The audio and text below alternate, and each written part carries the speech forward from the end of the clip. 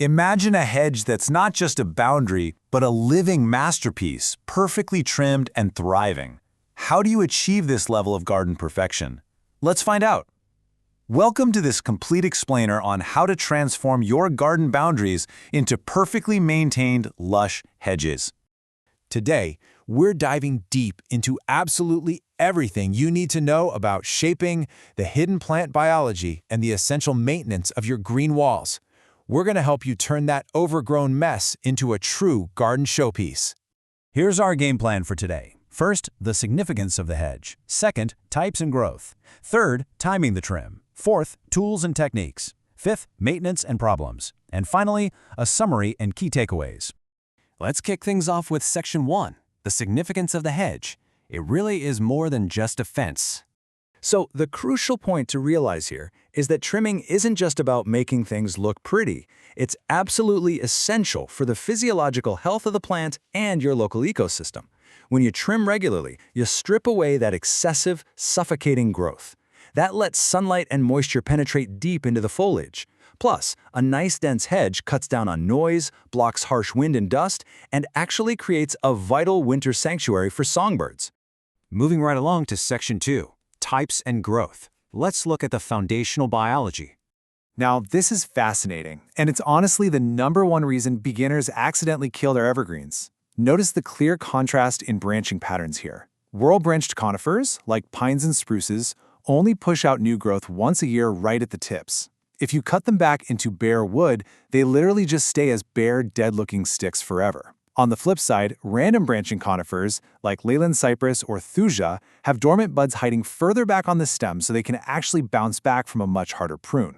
Because of these biological differences, your training approach is going to vary wildly. If you've got an upright plant like privet or boxwood, you're going to need to do some pretty heavy, drastic pruning early on to force a thick structure. But if you have fast-growing evergreens, they just need consistent, regular trimming so they don't completely take over your entire yard. Okay, on to Section 3, timing the trim, the seasonal journey.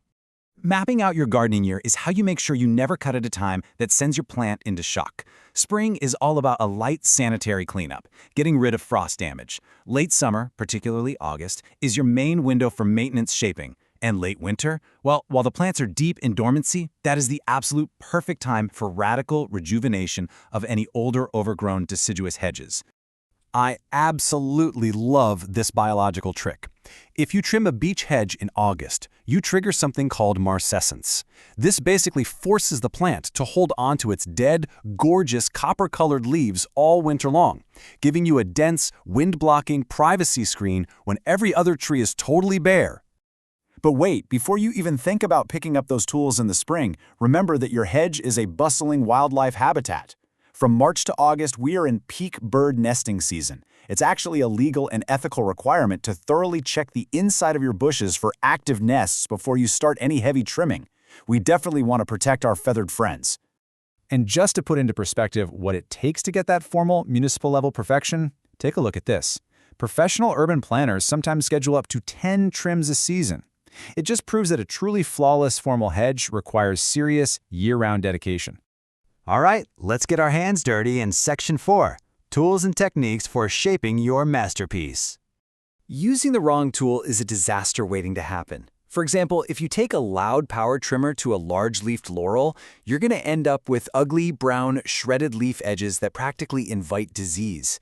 Electric shears are fantastic for small leaves like privet and getting those straight, formal lines. But for large leaves, always use sharp, manual hand pruners. When you're ready to cut, set up a string as a guide. Cut the top slightly narrower than the base.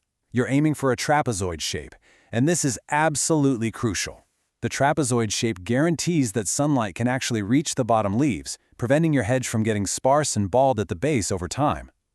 Oh, and if you live in a snowy climate, round off those top edges slightly so heavy snow doesn't crush the branches.